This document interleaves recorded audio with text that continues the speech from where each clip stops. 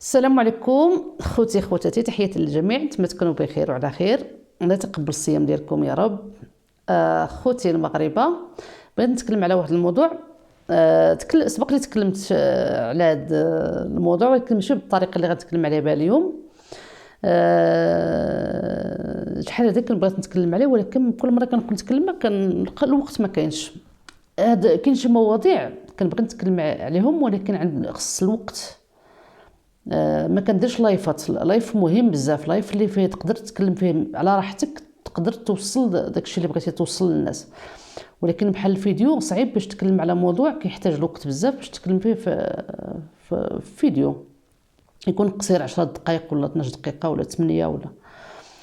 دابا غنتكلم نباري نوصل شي حاجه نباري. المهم نتكلم على الراي ديالي، انا كنعبر غير على راسي. دائما كنقولها، انا ماشي اختصاصيه في شي علم من العلوم. ما تابعه حتى لشي حد ولا لشي هيئه ولا شي حاجه. انا ما عنديش علاقه لا مع السياسه لا مع الاقتصاد لا مع القانون لا مع التاريخ لا حتى شي حاجه. انا مستوى ديالي الدراسي قليل بسيط.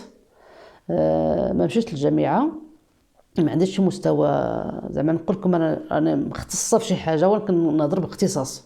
نهضر كمواطنه مغربيه مهتمه ببعض الامور، كنهضر عليهم، كنعبر، كندافع على بلادي بالطريقه اللي كنشوفها انا صح. كما قلت لكم حتى واحد ما كيأثر فيا، ما تابعت لشي حد. ولكن بغيت نتكلم على واحد الموضوع. كاين المغاربه تكلموا عليه بزاف، كاين اللي متفق كاين اللي ضد، كل واحد كيفاش. على الاسعد الشرعي والمغاربه اللي كيصادفهم تما.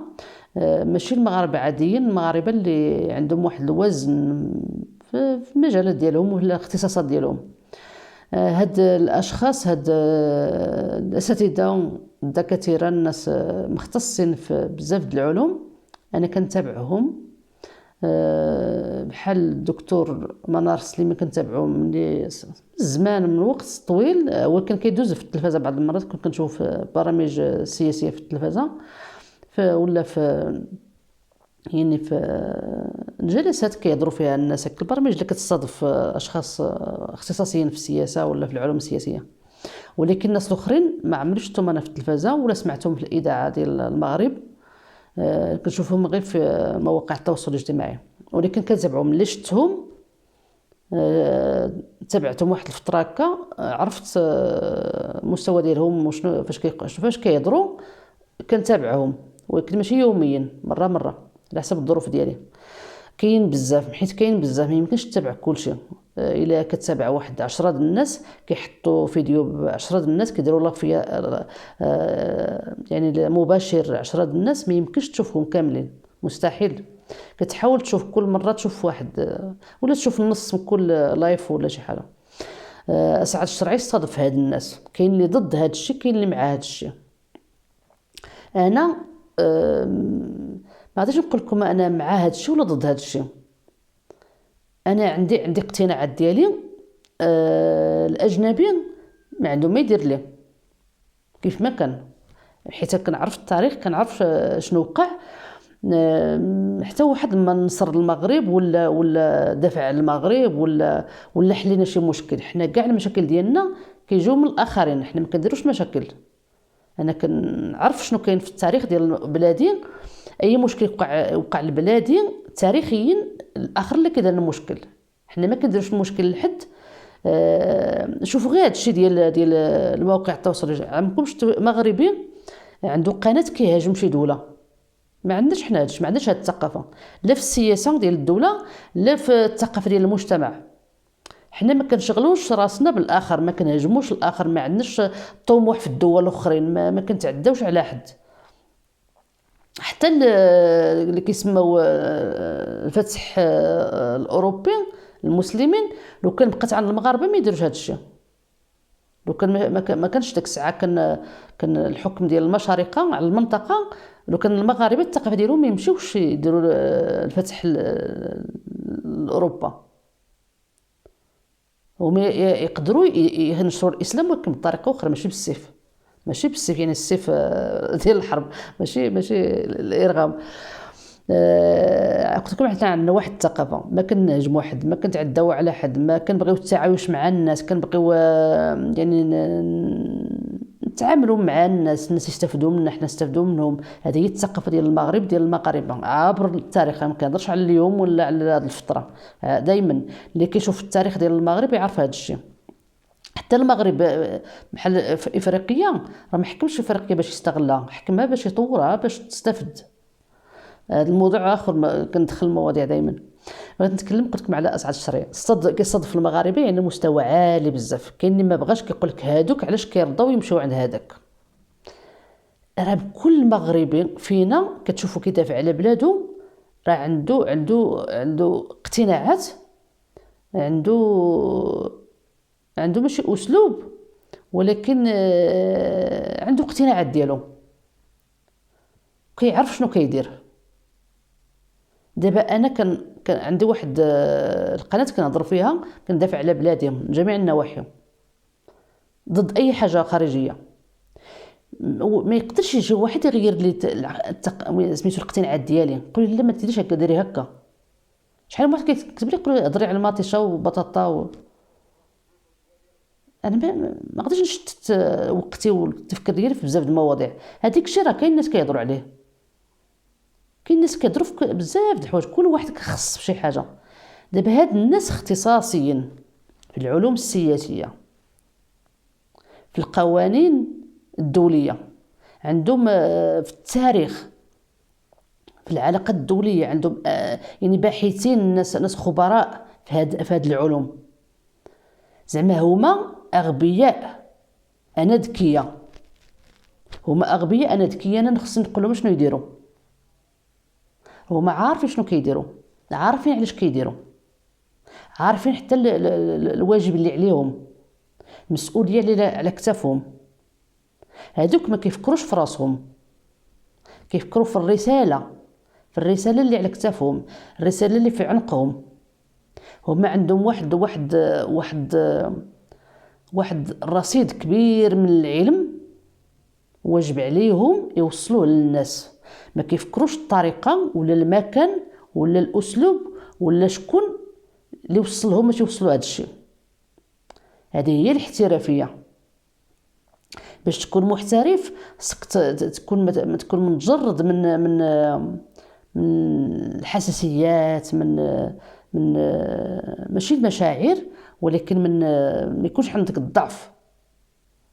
حتى عندك مشاعر، ولكن المشاعر ديالك ما يكونوش هما الضعف ديالك، ما يتحكموش فيك المشاعر، ما يتحكموش فيك. كتفكر بالعقل، كتفكر بالمنطق وبالعقل وباحترافيه. يعني انت مختص، انت محترف.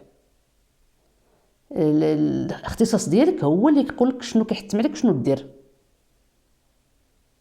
غير نتكلم على هاد الناس، انا ماشي ضد، ولكن هي اللي هادشي اللي كنشوف انا. وانا هاد الناس تبعتهم، شفتهم في الاول كنت كنشوف لايفات ديال اسعد الشرعي، باش حتى شفت الايفات كيدوزوهم في القنوات ديالهم، عاود وليت كنشوف في القنوات ديالهم.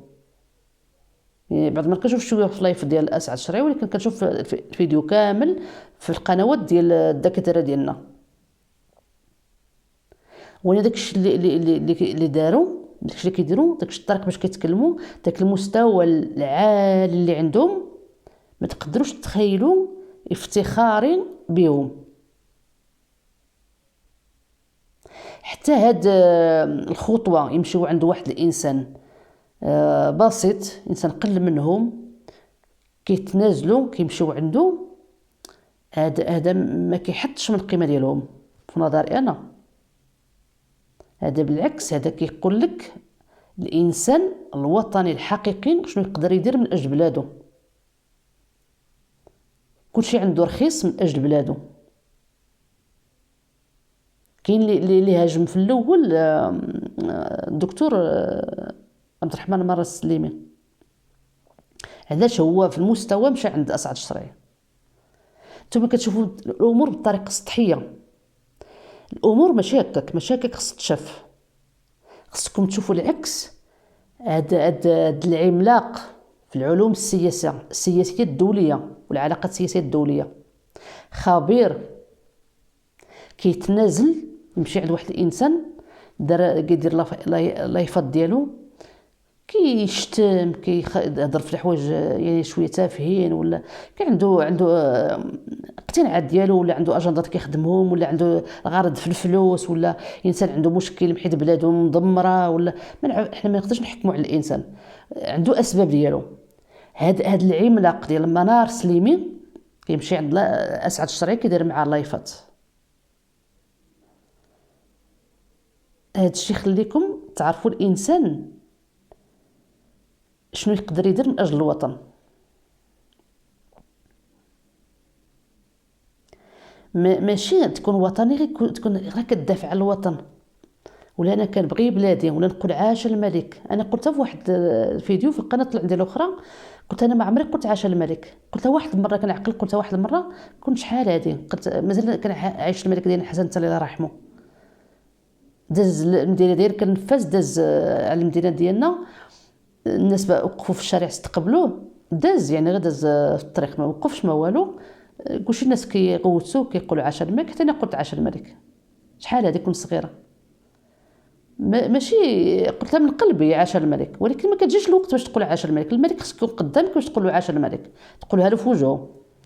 ولكن المغاربه عندهم هذه راه ثقافه، هذه راه سلاح، عارفين الاخر هذاك عاش الملك شنو كدير فيه. ولات عند المغاربه كيقولها في اي وقت في اي مكان. انا ما كنتش كنقول عاش الملك، ما كنقولهاش، ولكن ماشي معنى انا ما كنقولش عاش الملك ما كنبغيش الملك، ولا انا نقدر نحرق كره الارضيه على الملك، نقدر نحرق كره الارضيه على بلادي، ماشي كنبالغ. ولكن الوطنيه راه ما يقدرش شي واحد يحددها لشي حد، ولا يعني يعبرها. تجي عندي تقول لي انا نعبر لك القياس ديال الوطنيه ديالك ولا شي حاجه، داكشي اللي عندنا لداخل ما يقدرش واحد يعرفو. حنا كنعبروا كنتكلموا كنديروا، ولكن كل واحد كيفاش كيفهم داكشي اللي كنديروا. على قلت لكم على سبب الخبراء ديالنا والاساتذه ديالنا، كل واحد كيفاش كيشوف داكشي. كاين كيشوف بطريقه سطحيه، كاين اللي كيتعمق، كاين اللي كيشوف داكشي بطريقه متوسطه، كل واحد كيفاش يشوف الامور. انا هكا كنشوف الامور، كنشوف الانسان في بلادي انسان اكاديمي، انسان عنده مستوى عالي، مستوى عالمي في واحد المجال من العلوم، ولا واحد العدد من العلوم، يعني خبير في المجال ديالو، كيتنازل يمشي عنده واحد كيدير لايفات، كيستقبل اي واحد، كل مره كيتكلم شي حاجه. دابا مازال نتكلم على اسعد الشرعي، باش نتكلم عليه دابا على الشخصيه ديالو ولا كلشي، وكيتنازل يمشي لهذا المستوى هذا باش يوصلوا الرساله، يوصلوا الرساله. لحقاش داكشي اللي كيقولوه هما، داكشي اللي كيوصلوه هما الناس المغاربه والجزائريين التوانسه والليبيين، اي واحد كيتابع اسعد الشرعي كانوا قليل ولا بزاف، ولا هذه راه رساله كتبقى موثقه. داك الفيديوهات كيبقاو تما، اي واحد 10 سنين ولا. انا شحال من مرات كنشوف الفيديوهات عندهم 14 عام 15 عام في يوتيوب، كنشوفهم قدامين، كنشوفهم بحيث كنشوف العنوان كنبغي نستافد. حتى هادوك راه يبقاو دائما داكشي اللي داروا مسجلوا مع هاد السيد غيبقى في يوتيوب، دائما يستافدوا منه الناس. حتى واحد ما عارفش من دابا حتى لغدا واش غيبقى يعيش، تكون عنده الفرصه ينشر داكشي اللي كيعرف، داك العلم يقدر ينشرو ولا ما ينشروش. قلت لكم حنا الاعلام ديالنا ما عندوش هذا الدور، حيت عندنا الفراغ، عندنا النقص في المغرب، ما كيستضيفش هاد الناس. انا فاش كنسمع لهاد الاشخاص ما تخيلوش بعض المرات كنبقى منبهره، كنتصدم بعض الحقائق ما كنعرفهمش. فاش تكون في واحد القناه واحد الانسان كيحاورك، كيطرح عليك اسئله، ماشي بحال فاش كتكون انت في القناه ديالك كتكلم، ولا كتمشي لواحد القناه فضائيه كتلاقى تما كيصادفوك مع شي واحد اخر ضد يعني ضد هذاك اللي في داك القناه. ما يقدرش يطرح عليك كاع الاسئله اللي باغي انت تقولهم تجاوب عليهم، ما تقدرش توصل الرساله ديالك. في القنوات الفضائيه كيحدوا لك فاش غتتكلم، هما اللي كيفرضوا عليك الاجوبه، ما تقدر تدوزش، ما عندكش الوقت بزاف، ما عندكش الفرصه. وكيفاش كتلقى الفرص في اي موقع، ولا راه واجب عليك تمشي. كيقول لك لا، يعني راه باش تحارب، يعني حتى الجندي علاش غيهز السلاح اجنبي؟ حنا كنهزو السلاح ديال جميع الدول. هذاك الدول راه داروا فينا العجب، يعني ما نسامحوش، ما نتعاملش معاهم في هذا المجال هذا. نهزو غير الهراوه، نمشيو نحاربوا العدو بالهراوه، يعني ما عندناش السلاح، ما كنتجوش السلاح، ما كنتصنعوش السلاح. راه كلشي عنده العلاقه مع كلشي. باغي تقارن هذا الموضوع، خصك تقارنه مع مواضيع اخرين. خصك تشوف واحد الموضوع ما تشوفوش بالسطحيه وتحكم عليه بالسطحيه. ما تحكمش على واحد انت ما تقدر توصل له حتى 1% ولا في مليون المستوى ديالو. انت باغي انت اللي توجهو شنو يدير. انت خص الراي ديالك هو اللي صائب، الراي ديالو غلط. لا، ما عمرك تفكر هكا. ما عمرك تشوف شي حد اخر كيف ما كان هو غلط انت صح. ديما درتي احتمال، واخا يكون شي واحد باين غلط، ولكن دير احتمال يمكن كاين سبب. تشوف الاسباب باش تفهم داك الانسان اش هو غلط. هذه هي الرساله ديالي. الموضوع كبير بغيت نتكلم فيه، راه ما نساليش باش نوضح شي حوايج انا كنفهمهم، كنقتنع بهم، كنلاحظهم، ولكن صعيب باش نوصل داك الشيء اللي قلت لكم في وقت وجيز. هذا الموضوع خصني نتكلم على الاقل 2 ساعات باش نقدر نوصل داك الشيء اللي عندي، وكنحاول ما امكن نوصل واحد شويه داك الشيء اللي عندي. نتمنى يوصل للناس، نتمنى الناس يفهموا. يمكن داك الشيء اللي قلت يمكن نقدر كاين شي واحد يمكن ما فهمش شي حاجه انا فهمتها، نقدر نوصلها له. هادشي اللي بغيت نقول. والسلام عليكم. مازال شي نهار نتكلم في هذا الموضوع، مازال ان شاء الله يا رب. السلام عليكم.